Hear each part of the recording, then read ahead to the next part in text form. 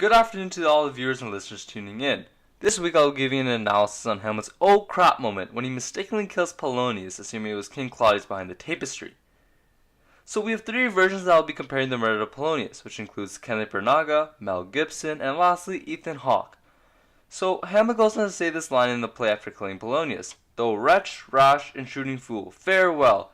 I took thee for thy better. Take thy fortune, thou findest to be too busy in some danger." Lines 32-34. He basically is saying he sees Polonius as a fool, who is in the wrong place at the wrong time. He does not say that Polonius deserves death, but that his interference and spying put him in that wrong place and at the wrong time. So right off we know that Hamlet has regret regarding the death of Polonius, but now we want to see which version best represents that. In all three versions of the play, voice qualities were all relatively good. I could easily hear the words from each actor, such as Hamlet and Gertrude. The only problem came with the Ethan Hawke version. The appearances, the costumes, and overall props used were not very good, and in some way totally different. If you look at the original play, Hamlet used a sword to stab Polonius, but in the Ethan Hawke version, Hamlet was seen using a gun. After the death of Polonius, Hamlet did not seem to show any regret. The clip showed him quickly shifting his focus on Gertrude and begging her to stop seeing King Claudius. So now that the Ethan Hawke version is gone, we are down to two, the Kenneth Branagh and the Mel Gibson version. Both versions use the right camera angles to show Hamlet killing Polonius, and his facial expressions after doing so very well.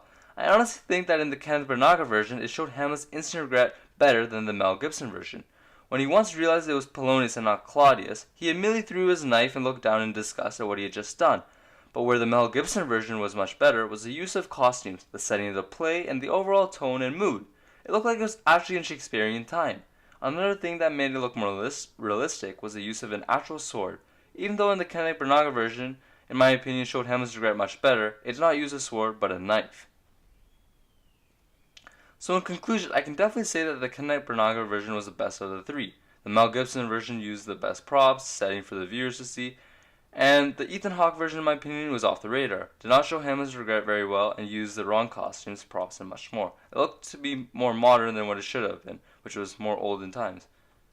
I hope you enjoyed today's podcast and hope to see you back next week to another Hamlet analysis. Goodbye for now.